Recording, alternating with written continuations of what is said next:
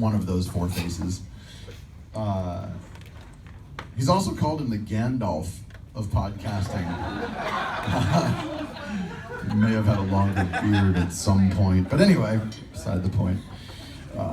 This guy is an award-winning podcaster who's been podcasting since April 2005. The man is in the podcasting Hall of Freaking Fame.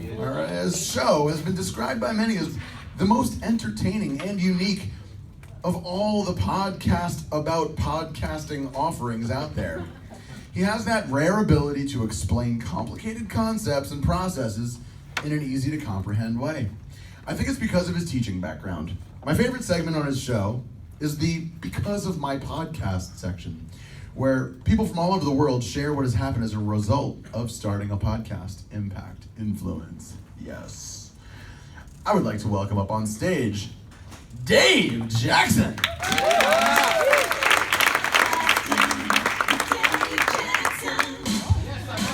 Podcasting since 2005. That guy sounds a lot like me. Hey, because of my podcast, I'm in Australia. How cool is that? I gotta really say, before I even get into that, it's one of those things when I told my friends, I'm like, man, a 17-hour flight, this could be horrible. I don't know what's gonna go on. And I said, I'm either gonna go there and have a great time, or I'm gonna come back with a great story. And the cool thing is, I'm going back with both. Yeah. So I'm really, really excited to be here. What we're going to talk about today are the top mistakes, and before that, we have to do the American thing and talk about myself. So, I've been podcasting. We just covered this, really. Started the school of podcasting. This is fun. This is usually impressive unless you have, like, Jordan and Pat in the room. It's like, but anyway, I do now work for it. Because of my podcast, I got a job in podcasting, which is cool. So it actually gives me a whole different view of podcasting. I did write a book. Don't buy that, though, because I wrote it at the time. Patreon didn't even exist when I wrote that book. I'm actually rewriting it as we speak. And as he just said, they threw me into this thing called the Academy of Podcasters Hall of Fame. So, mistake number 1, 3 words to describe a scam. Who's got one? Come on, everybody uses it. No, it's like, oh, it's one of those. No, it's easy. Get rich quick. There it is.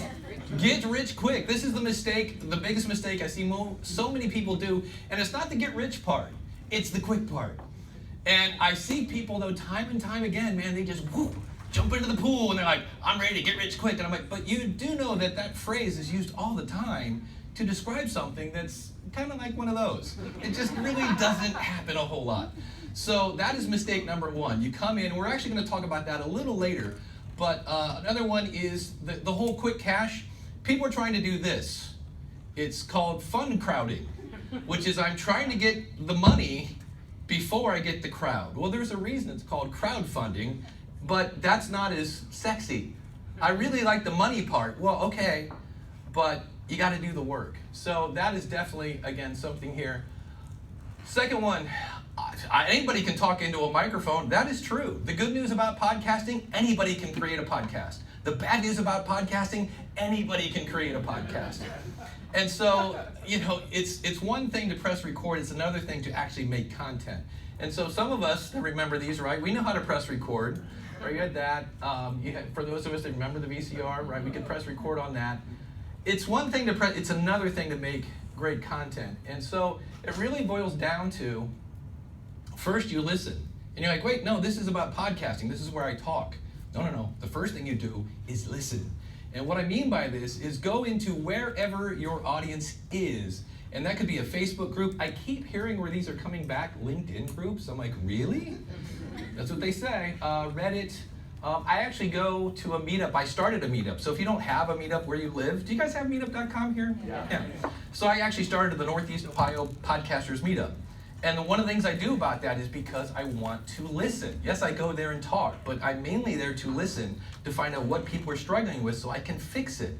So that is really key, number 1, because you want your podcast to be a gift. And what I mean by this is how many people are just so excited when you get a gift card? Right? It's like, hey, look, here's a piece of plastic that proves I don't really care about you, but have fun at Amazon. Right?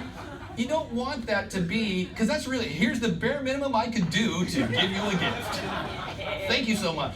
But what if you have, you guys ever do the Secret Santa thing? Like at work, and you're like, oh, I don't want to participate. And they're like, yep, no gift cards, and it's got to be $20. You're like, oh. And then you draw, and you're like, Howard in accounting, I don't even, who, what? I don't work in accounting. So what would you do? What do you do in that case? No. Well, no, seriously, you want to get something that Howard would like. We don't know if he likes wine. What we would have to do?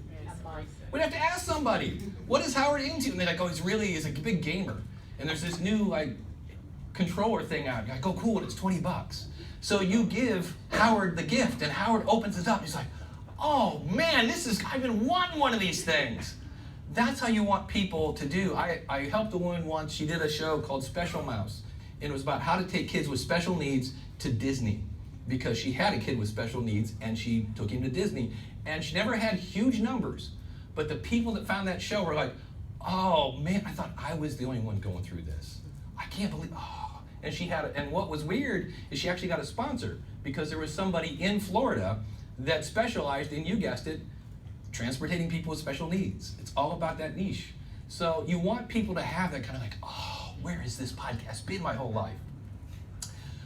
Then, I love Steph. Where are you at, Steph? The plan. You have to plan.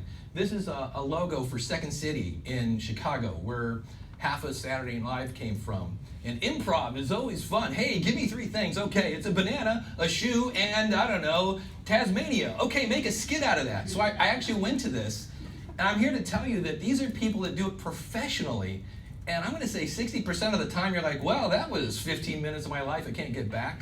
It really wasn't very good. And if people that do it for a living can't do improv, when I just hear, oh, it's just me and my high school buddies and we're going to have some brews and throw on a mic, you can do that. Just don't expect people to listen to it. Right? So the other thing is, I love this one. I did a search in Apple Podcasts for the phrase outside the box. And there were 3 shows named outside the box. You might want to do a little Google search to see if somebody is using your name. And then, oh wait, there were more. There was one, this is my favorite with no artwork. There's a great first impression. And then somebody actually did think outside the box and decided it, instead of just calling it outside the box, they named it thinking outside the box. And I was like, ooh, wow. They went out. So you might want to check to see if somebody is using your name. And here's the thing, if you're like, oh, somebody is, and they haven't put out an episode since 2011, you can go into their RSS feed or see if they had a website, see if you can buy it. Because believe it or not, there are probably still people that are checking that feed. So hey, you can start off with, instead of 0 listeners, you might have a few and just carry on. So it's not the technology. It is so not the technology. Have you ever had somebody go, man, wait till you hear this podcast, and you're like, really? And they're like, yeah. And you're like, tell me about it. Like, it sounds so good, man. You're gonna have like an eargasm. It's like, no, it's really, nobody says that. It's like, I just found this one. It's now called Making Obama. It was originally called Making Oprah. And the first season is awesome. And you hear about all these cool things that Oprah did. I didn't tune into, I didn't tell you about that because it sounded great. It sounds good, but it's not the technology. Unless your show sounds like it was made with, string and 2 soup cans, it's not gonna work. It's not the deal. When your show, the way it sounds becomes like distracting. So I can't pay attention to what you're saying because it sounds like you're frying bacon underwater or something like that. And so what happens though is people will start off with a good microphone. They'll go out and get a Samson Q2U or an Audio-Technica ATR 2100. And then they start, that's right, masturbating. And what they do is they'll go, all right, but wait a minute, I think so-and-so uses a Hi-O PR40, so they go over and they run and buy the Hi-O PR40, because surely this will get me more downloads. Wait, was your audience saying your show sounded bad? No, but I bet if I get this microphone, I'll get more listeners. But wait a minute, Michael Jackson used the Shure SMB7 on Thriller. That will surely get me more listeners. Meanwhile, they're not putting out any content. They're not talking to their audience. They're just masturbating. But it sure seems like I'm being productive because I'm buying all these microphones. Ooh, maybe I need a compressor limiter gate. Okay. If your audience isn't complaining about your audio, this is not the problem. It really isn't. And you don't have to spend gazillions of dollars. I usually tell people, depending on what you're doing, it's going to cost about the price of an Xbox to start a podcast, somewhere around $300. You get a couple microphones, you get a mixer, you buy a media host, you're good to go. The other thing you have to be careful with the technology, it is not one size fits all. When I first started off, I bought a microphone, a really expensive microphone by some radio guy. And guess what? I didn't sound like him. I tried to, and it was a microphone that was built to be used in a really quiet, soundproof booth while I was using it in my basement next to the water heater and the furnace and the dryer. Didn't work. So, and people will try to sell you packages with a mixer and multiple microphones and headphone amps, and people get that. I'm like, okay, can you help me plug this in? I'm like, sure. How many co-hosts do you have? And they go, it's just me. It's a solo show. And I'm like, wow, you just spent like $2,000 and you needed a microphone. That's like $87. Can you take this back? So be aware of the one size fits all, because it's just not. People that try to podcast for free. If your hobby is, I don't know, frisbee, golf, whatever, you don't do that for free. Why? I don't understand why people want to podcast for free. Right now there's a media host, and right now I'm speaking as Dave Jacskon from the School of Podcasting, not Dave Jackson, Libsyn employee, because everybody goes, oh, you just say that because you work for Libsyn. But there's a media host that's free. It's called Anchor.fm. And the fun thing is, when you've been doing this for 13 years, I've seen like 4 other companies that do this business model. And I don't know about you, but free is not a good business model. In fact, they've actually already lost $14 million. And yet people are like, oh man, that sounds great. I want to hit my horse to a company that's lost $14 million already. And they keep doing more things, none of which that actually generate any income. And so they keep doing this. And my favorite thing is they came out and tried to explain to the podcasting world that, bandwidth is so cheap, it should be free. Why are you paying for a media host? And I'm like, if that's the case, why isn't Netflix free? Right? I mean, but it's just, so don't go for the free stuff. Use the right tool. SoundCloud is a music service. They also kind of minor podcasting. Squarespace is a website tool. They also minor in podcasting. I have let's say I want to use HostGator or Bluehost. They have a thing, unlimited bandwidth, unlimited storage for web pages. And what happens is when you put a media file, like a website page is maybe, 20 kilobytes. Now I put a media file on that's 50 megabytes. And when you have a couple hundred people, when you first launch that thing, grab that media file, that website host goes and it can't keep up. So it's not a storage thing, it's not a bandwidth thing, it's just like, and they will say, you need to get that stuff out of here. Beat it, scram. So use the right tool for the right job.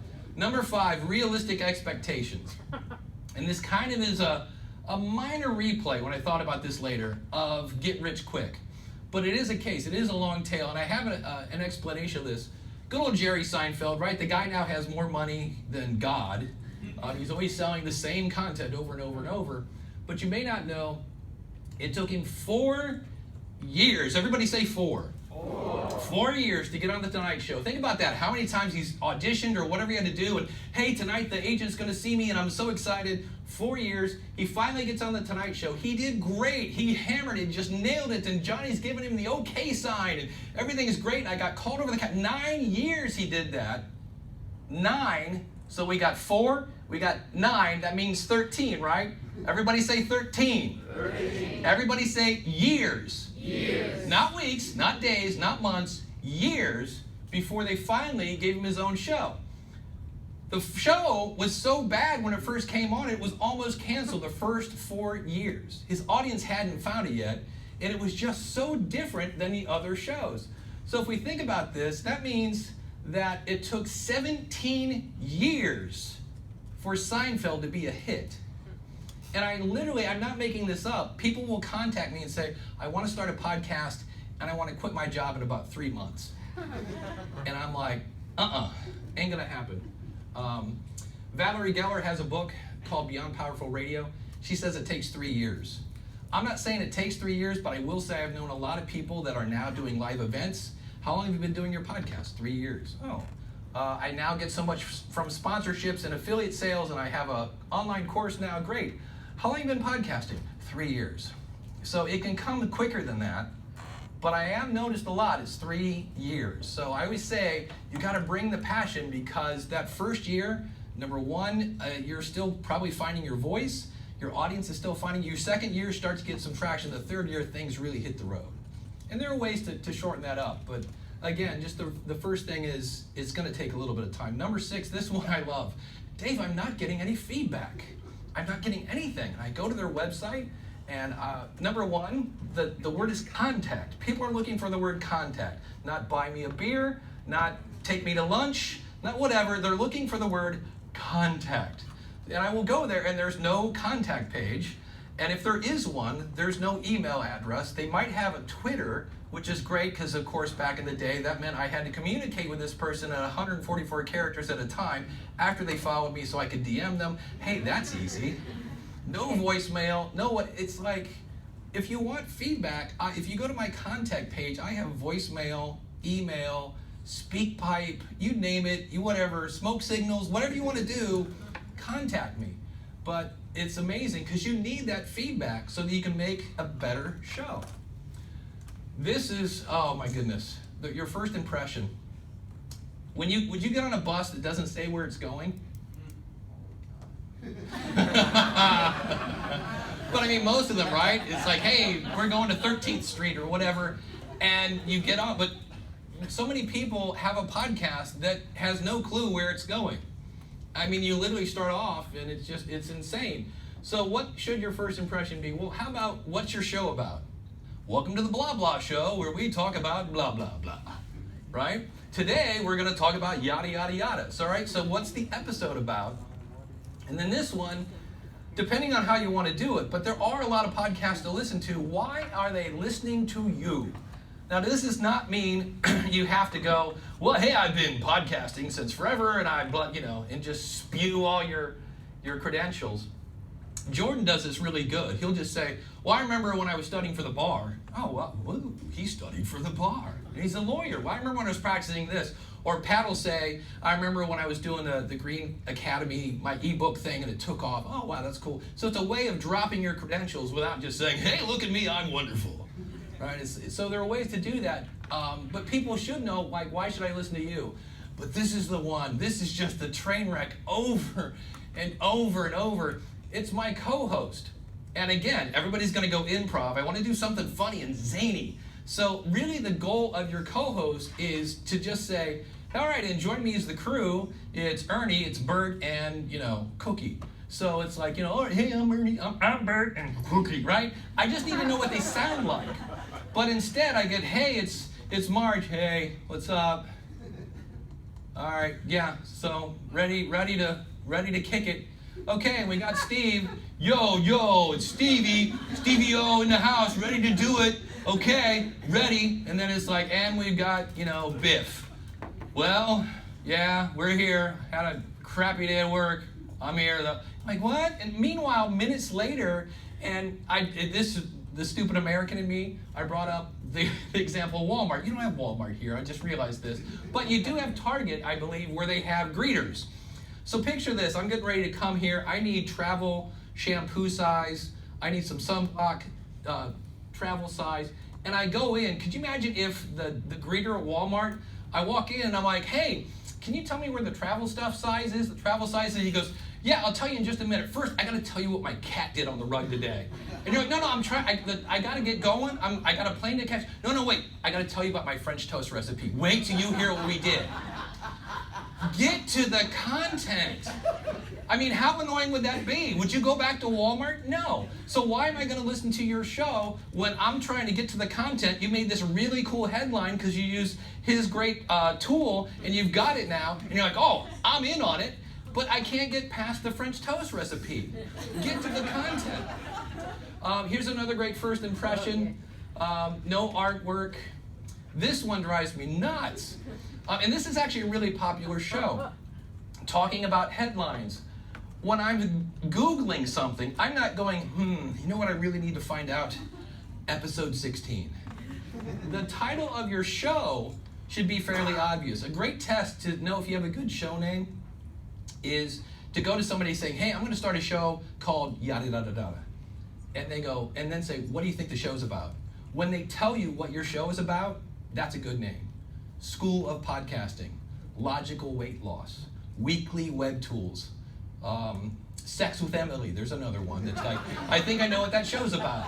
You know? And your episode titles are the same thing. So think about it. You've got your target audience. They finally found you. You're one of the 550,000 in Apple, and you got your description, and then you have a chance to give them a hint of what's in your show, and you put episode 16. Oh, you're this close to having a subscriber. It only takes a few minutes, so don't blow it on the headline. I've seen people almost double their downloads by changing from episode 16 to what is actually in the actual show. And then this is another great one. Let's put the name of the show in the headline because, well, I didn't see it at the top of the page. So that's another one where you're just blowing it. Your last impression, Stephanie brought this up too. One call to action. I personally am horrible at this. I do it all the time, and every time I do it, I'm like, that was 3. But when you do the whole, hey, find me on FaceChat and do me on Booksnap and whatever, you know, blah, blah, blah, and then people are just like, wait, what was that again? And there's literally, I do a show where we review people's podcasts. They actually pay us, and one person had 13 call to actions. We wanted to like give her a little prize. And so it's one last impression. This is the one that a lot of people miss. They might do the thing where they go and they listen to their audience and they go to the Facebook groups and they make all this list of what people are talking about, but they never go back to see if they nailed it. Right? I can go and get the recipe. Oh, it's salt, it's sugar, it's whatever. But until I get somebody to eat my cake, I don't know if I got the recipe right. And so Steve Martin has a great master class, and he says, he's a comedian, obviously, and he says, hey, so many young comedians come up to him and say, how do I get a manager? How do I get an agent? He goes, nobody comes up to me and goes, how do I get good? And that's my thing. How do you know your podcast is good? And that will shut most podcasters up. We're a chatty bunch, and they're like, good, I'm trying to do this. I'm like, good, tell me why your show is good. And they're like, well, I'm like, what proof do you have that your show is good? And that's what I get. I'm like, okay, well, let's go find who your audience is. Let's get somebody to listen to it that's not named mom or your brother or your sister or your cousin. And then whoever it is, say, look, I want you to listen to my show and talk about it like I'm not in the room. I'm going to bring an extra set of skin. It's feedback. I really, really want to hear it. Field of Dreams, I hate this quote, right? If you build it, they will come. You have to promote your show. And by that, I do not mean new and noteworthy. I think we've beat that dog to death. That is not the solution. Apple is not the solution to get you found. What Apple Podcast is, it's a convenient place to find podcasts. A phone book is a convenient place to find people's addresses and phone numbers. I'm in the phone book, and I don't know why, I'm not famous. Being an Apple Podcast is not going to make you famous, okay? Keep that in mind. This drives me nuts. I talked about it earlier today, review swaps. If your audience will not leave you a review of your show, you better ask yourself in the mirror and be able to take it, why? Why is your audience not so inspired to do that? I listened to, is that 2 or 20? Okay, good, I about had a heart attack. I was listening to a Jordan show last week. He had this guy talking about authority. About halfway through, the guy dropped like his 3rd knowledge bomb. I instantly went to Twitter and said, you got to check out this show. Boom. You should be inspiring your audience to action. And if you're not, it's not their fault. But nobody wants to go, I guess, my baby might be just a little ugly. Maybe I need to go back and ask some people, what do they really want? And I'm telling you, it's hard. I'm not perfect, but, you know, I just don't get this. Why would I ask strangers to review my show? And that's where you get the great show, love the host, favorite show. No, that drives me nuts. Promotion. This is a movie that came out. Boy, when this came out too. Man, you want to talk about a big launch? Holy cow. From the makers of Pirates of the Caribbean, Johnny Depp in a slightly racist Indian outfit, it turned out. But they had all these special effects. Movie lost $10 million. And this was what, I mean, they had the hamburger Happy Meal, tons of commercials, Johnny Depp at his hottest. I mean, he was just, and the movie lost $10 million. So promoting a bad movie only let the world know that this is bad. I saw that movie, and I came out, I didn't tell a friend anywhere to go, you got to go see this. However, and this example comes from Rob Walsh from Libsyn. He loves to talk about The Sixth Sense. Everybody who hasn't seen this movie? See, we've all seen it. Oh, you haven't seen it? You got to watch this movie. It's awesome. Because number one, much smaller budget, but when I came out of this movie, the first thing I did was tell my friend, you got to go see this movie. And most people that actually just saw the movie turned right around and saw it again. Right? It made insane amounts of money for the budget that they spent on that. One inspired people to tell their friends. One was a hot pile of steaming mess.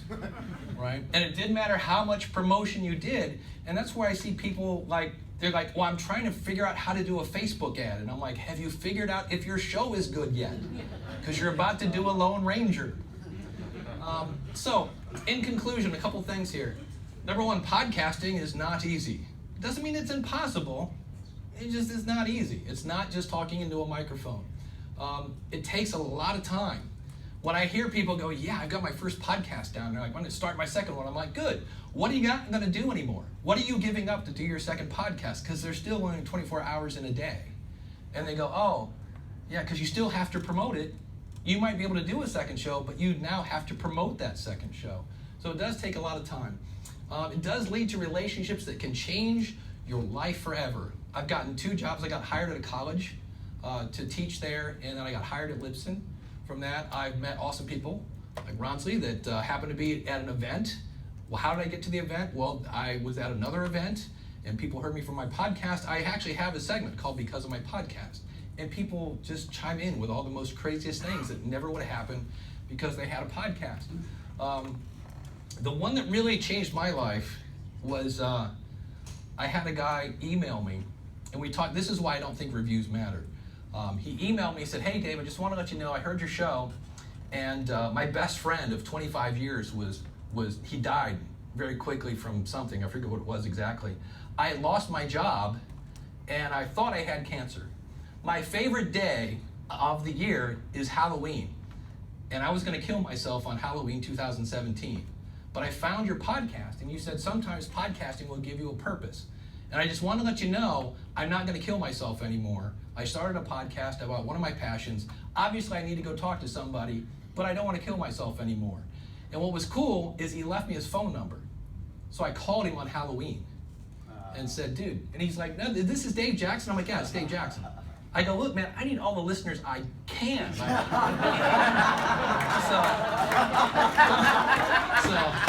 And he and I are actually pretty good friends now.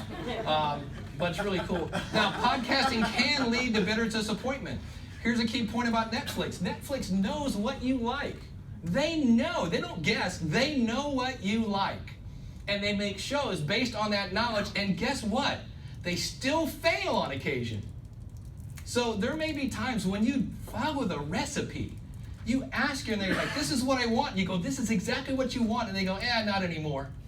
Or what? Just realize that. Number 5, podcasting is not, do I get that right? Yes, podcasting is a recipe, not a statute. So if you go, well, I started this, can I change that? Here's the coolest thing about podcasting. There aren't that many things that you can say, this is mine. This is yours. It's awesome. And if you want to change it, you can. Want to do this? Want to do it weekly? Sure. Want to do it bi-weekly? Sure. Want to do, there's one weird podcast that does multiple shows a day. I'm like, wow, you can do it. It's yours. You can change it. In the end, though, podcasting is worth it. And when you look at this, you're like, oh, man, I don't know. That sounds like a lot of work and effort and promotion, blah, blah, blah. All right. But let's look at this. Random baby picture from the internet. Having a child is not easy, right? Having a child takes a lot of time. Having a child leads to relationships that can change your life forever. I have nieces and nephews, great nieces and nephews, and they just... My youngest is 4, and she just, every time she hugs me and, oh, it's Unc is what she calls me. Hello, Unc. I just melt, right? 4, having a child can lead to bitter disappointment. It happens, right? Number 5, having a child is a recipe, not a statue. So timeout isn't working anymore. All right, I'm going to take away your phone. If you've ever thought about giving your child a phone and they're too young, I'm here to tell you, at one point I was a stepdad to teenagers. The most scariest phrase in their world is, give me your phone. Man, they will do anything if you say, give me your phone. So we changed how we were disciplining them. But in the end, having a child is worth it. And people do this all the time. So if you're thinking about doing a podcast, it's definitely worth it. And how are we doing on time? Yep, good. Good. Time for questions? Time for questions, yeah. Good. So if you have any questions, thank you very much.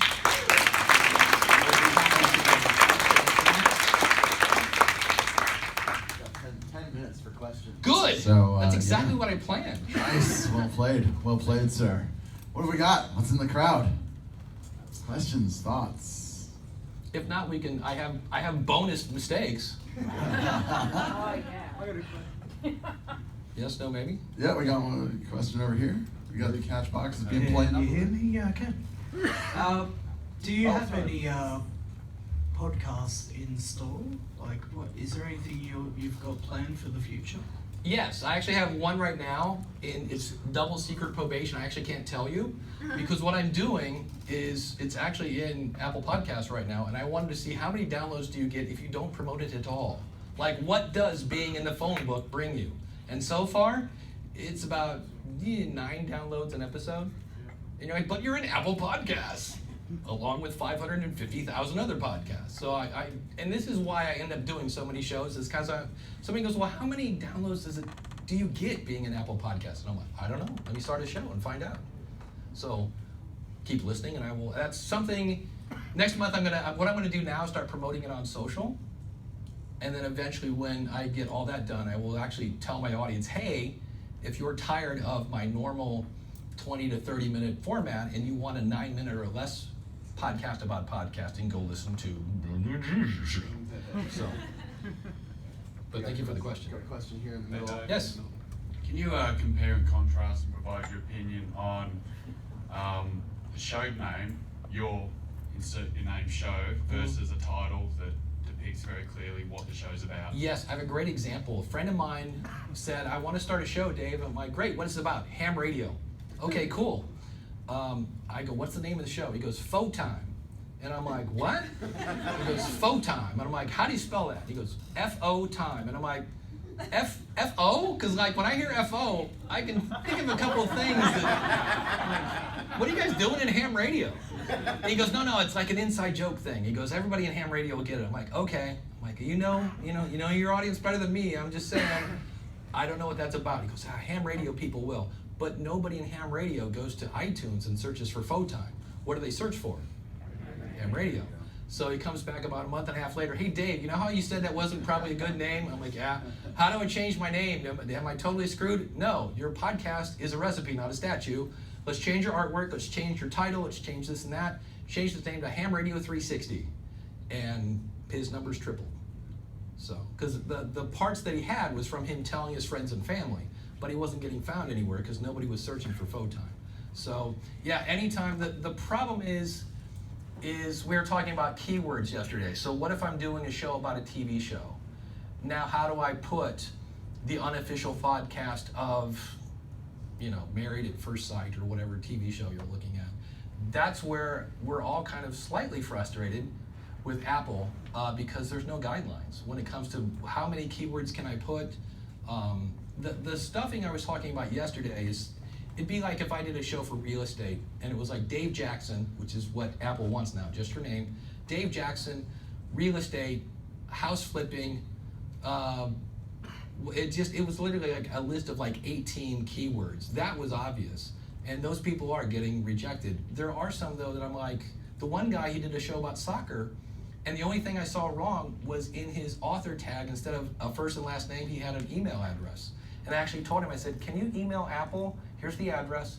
I go, and ask them, like, what's the deal?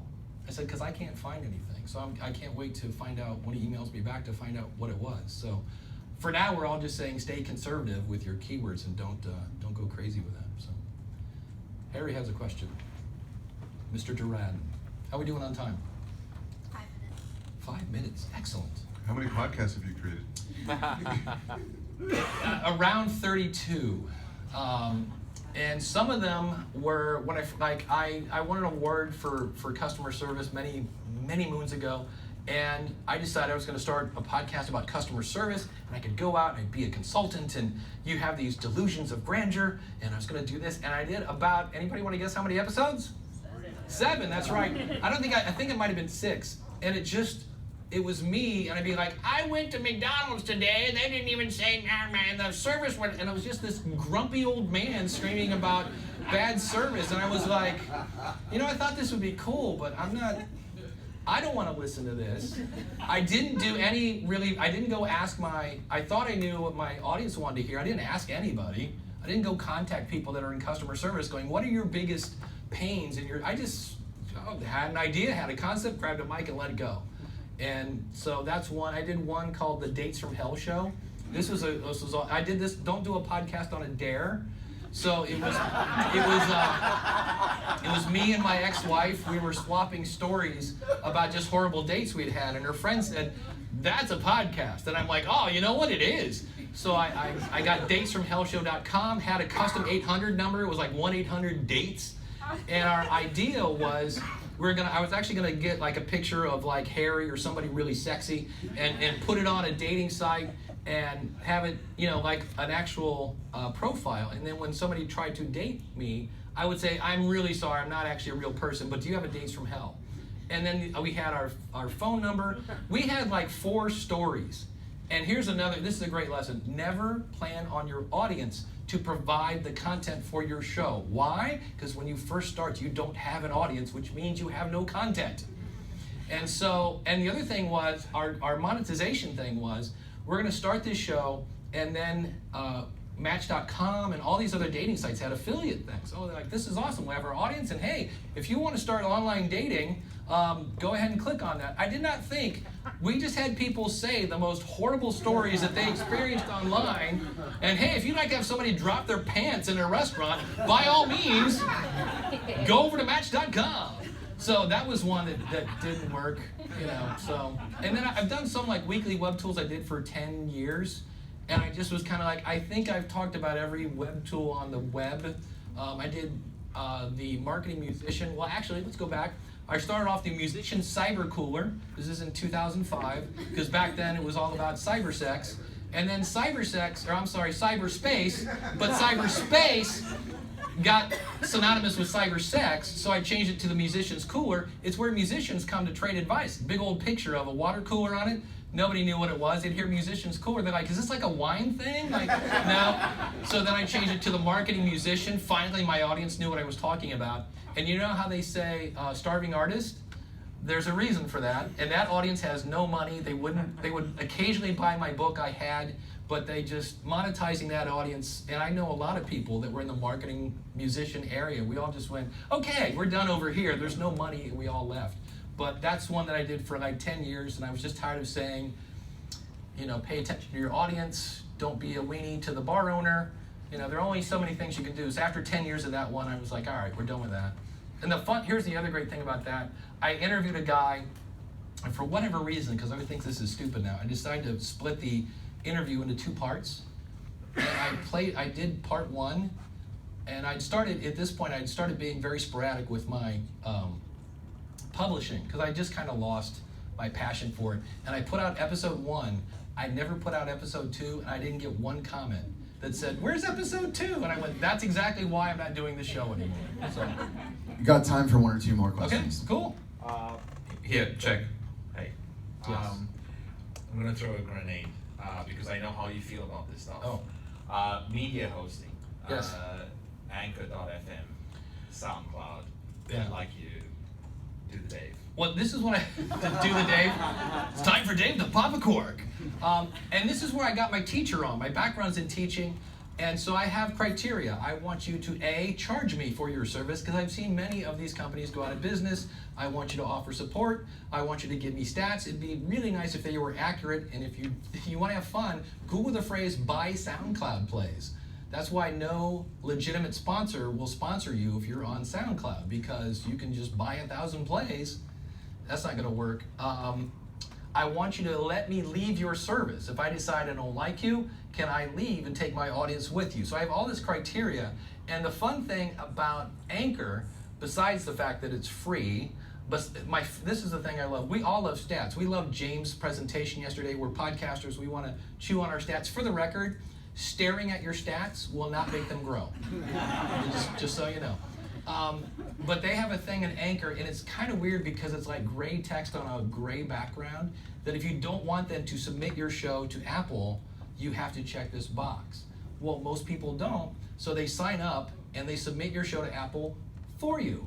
Well, that's darn nice of them. Well, there's a thing, I think Steph was talking about, how you can see how far people have listened in Podcast Connect. If you own your show, Anchor now owns your show, and you can't check your stats. And I can't, and I say this to podcasters, and they go, yeah, but it's free. And I'm like, oh, you're kidding me. Their terms of service, they just finally, because we all were like, okay, I can't do this. I can't, like if somebody was gonna interview me, I'd be like, not on Anchor, because they had a perpetual license to anybody using the Anchor service can cut up any part of your podcast and use it on theirs. So if somebody asked me, Dave, I know you're trying to lose weight, what's your gym regimen? I'm like, oh, I don't know, I like to go 5 days a week, and I just kind of go as hard as I can until I just die from sweat. And then they take that clip and they ask, so Dave, how often do you beat your wife? 5 days a week, as long as I can until I die from sweat, right? It's like, that's not funny, it's just like, but now, in reality, is somebody gonna do that? No. Is the internet filled with really weird people? Yes. Could they do it? Maybe. Do I want to take that chance? No.